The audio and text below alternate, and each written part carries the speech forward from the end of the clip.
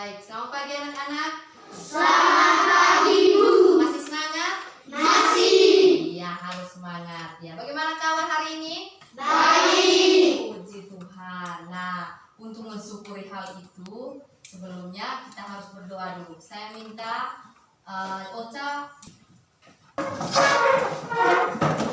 siap berdoa. Salam Maria. Siapa yang tidak hadir? Kemarin Ibu sudah jelaskan berkaitan dengan tokoh-tokoh Hindu dan Islam. Siapa yang masih ingat tokoh-tokoh siapa saja? Ayo, Jel. Majapahit. Majapahit. Lana. Sultan Hasanuddin. Yang lain? Ada Raja Purnawarman. Iya, baik, pintar sekali. Tema 5, subtema 1, pembelajaran yang keempat. Nah, tujuan kita hari ini yang pertama itu, anak-anak setelah membaca teks Purnawarman, anak-anak mampu menyimpulkan berbagai macam pertanyaan dengan teliti dan mampu menyusun kembali isi teks cerita berkaitan dengan Raja Purnawarman. Nah, yang kedua, tujuan yang kedua, nanti anak-anak melakukan percobaan. Nah, itu makanya kemarin Ibu suruh bawa perlengkapan untuk melakukan percobaan hari ini. Nah, setelah melakukan percobaan, anak-anak bisa membuktikan kira-kira sifat-sifat cahaya itu apa-apa saja. Ya, itu tujuan dari pembelajaran kita hari ini. Perhatikan di layar itu. Nah, di situ ada 2 gambar. Gambar yang pertama itu siapa yang bisa? Kira-kira gambar yang pertama itu gambar apa? Seorang anak membantu kakek. Iya, seorang anak yang sedang membantu kakek. Kira-kira itu tempatnya di mana? Di jalan. Iya, di jalan. Kakek ini dia mau menyeberangi jalan. Nah, anak di dalam membantu kakek untuk menyeberangi jalan. Nah, dari gambar itu kira-kira anak itu memiliki sikap apa yang kalian lihat? Sikap kepahlawanan. Iya, pintar sekali. Nah, coba lihat gambar yang kedua. Kira-kira siapa yang masih ingat ini? Ini gambar siapa? Raja Purnawarman. Iya, pintar sekali, Raja Purnawarman. Nah, hari ini kita menceritakan tentang Raja Purnawarman ini. Sebelum Ibu melanjutkan cerita Raja Purnawarman, Ibu membagikan lembar kerja. Saatnya akan mempresentasikan hasil pekerjaan kalian. Oke, saya minta dari kelompok 1. Ya, Cel, silakan.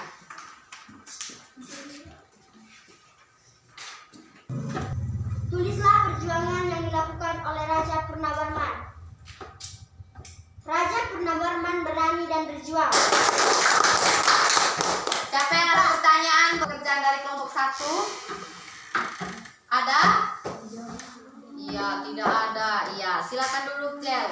Sekarang kita panggil kelompok 4. Ocha, silakan.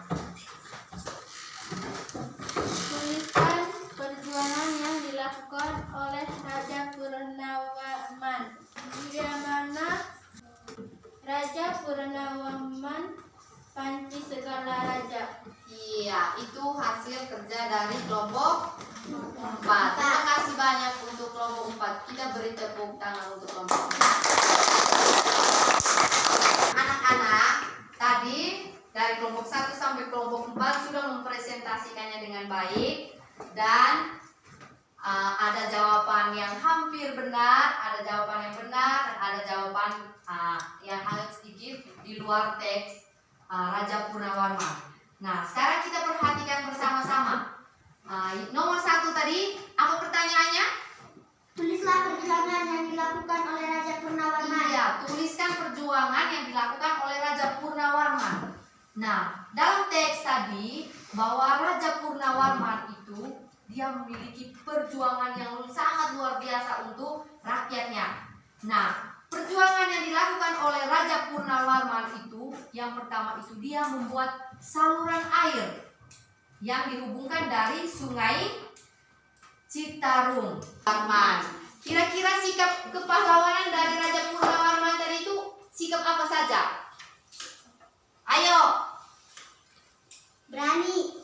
Iya, dia tadi memiliki keberanian dan Pantang menyerah. pantang menyerah. Iya. Rakyatnya.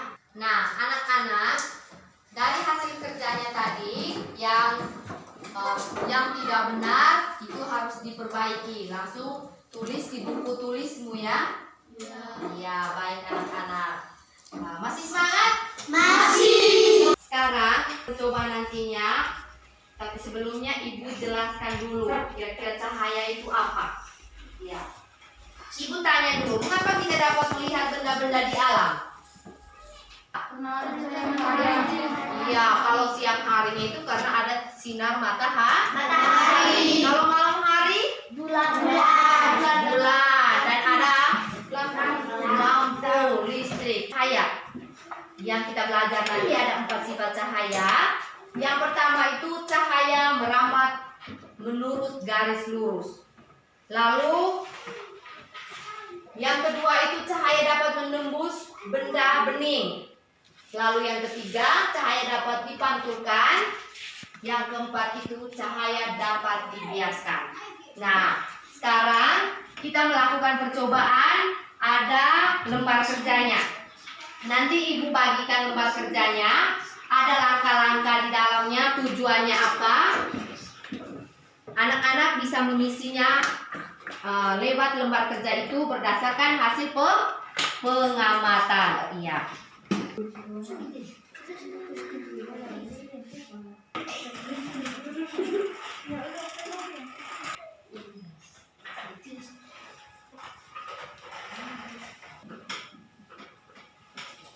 Nanti perhatikan baik-baik. Nyala lilin ini apakah dia merambat lurus atau berbelok? Oja, merambat lurus. Umilmu pada tiga ibu sih. Nanti hasil percobaannya kalian tulis di lembar kerja. Coba kalian praktekkan. Ini adalah gelas kaca atau gelas bening. Nah, di lembar kerjanya tadi bagaimana langkah kerjanya dari kalian? Harus nyalakan senter, lalu arahkan senter ke gelas. Nah, kita kan sudah melakukan percobaannya. Nah, sekarang hasil diskusi kalian akan dipresentasikan di depan kelas. Ya, saya minta dari kelompok. Nama percobaan, cahaya merambat lurus. Tujuan percobaan, tujuan kegiatan membuktikan bahwa cahaya dapat merambat lurus. Sejajar, cahaya dapat merambat lurus. Iya, itu hasil pekerjaan dari kelompoknya Radit. Iya. Sekarang Nama pencobaan. Cahaya dapat menembus benda bening. ya, cahaya dapat menembus. Hasil pengamatan, cahaya senter bisa menembus di gelas bening. Iya. Dan hasilnya juga sangat bagus sekali. Kita beri tepuk tangan dulu untuk kita semua. Yang kita lakukan tadi itu berkaitan dengan sifat-sifat cahaya. Nah, sifat yang pertama tadi itu yaitu cahaya merambat lurus. Membuktikan bahwa cahaya itu benar-benar adanya merambat lurus. Nah, cahaya merambat lurus tadi itu dapat dibuktikan berdasarkan benda dan bisa meneruskan cahaya. Contohnya tadi sudah siapkan 3 helai karton yang sudah dilubangi, lalu dinyalakan lilin. Saat melihat nyala lilin tadi itu, maka tampaknya cahaya lilin memancar lurus melalui lubang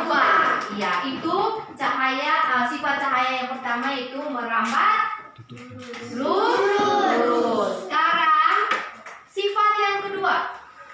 Cahaya dapat menembus benda bening. Nah, dalamnya apa-apa saja Lara? Gelas senter. Gelas dan senter. Iya. Jika cahaya mengenai benda yang gelap, gelap senter itu berarti dia tidak bisa bening, maka cahayanya itu bisa menerawang. Sifat cahaya yang kedua itu bisa menembus benda bening. Ada banyak benda bening, ada gelas, ada plastik, yang penting bening tadi. Ada air, bisa juga air. Kalian bisa coba di rumah nanti. Nah, sekarang sifat yang ketiga itu cahaya dapat dipantulkan. Iya, coba lihat baik-baik. Cahaya bisa dipantulkan pada sebuah benda yang di permukaan datar atau rata. Lalu dia terkena cahaya. Dan cahaya itu bisa dipantulkan ke benda yang lain. Ya, itu sekarang sifat cahaya yang keempat, yaitu cahaya dapat dibiaskan. Hasil percobaan pensil itu diletakkan di dalam gelas. Bengkok sama dengan tepung. Dia patah. Nah, itu dikatakan bahwa cahaya itu dapat dibiaskan. Ya. Nah, anak-anak sampai di sini bisa mengerti? Bisa. Bisa pahami? Bisa. Iya, tepuk tangan sekali lagi. Nah, simpulkan bahwa cahaya itu memiliki berapa sifat? 4. Ada 4. Sifat apa saja? Anur?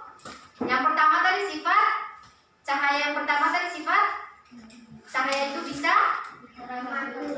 merambat lurus. Yang kedua Keken, cahaya itu dapat pantul. cahaya dapat dipantulkan. Yang ketiga, Cahaya dapat dibiaskan. cahaya dapat dibiaskan. Yang keempat, Cahaya bisa menembus benda bening. sekarang Ibu memberikan beberapa soal, dan soalnya itu harus dikerjakan oleh masing-masing siswa. Ya. Ibu bagikan ya. Nah, anak-anak sudah mengerjakannya dan sudah dikumpulkan. Lalu besok kita akan mempelajari tentang cermin. Ada berbagai macam cermin, yaitu masuk ke pembelajaran yang ke-5.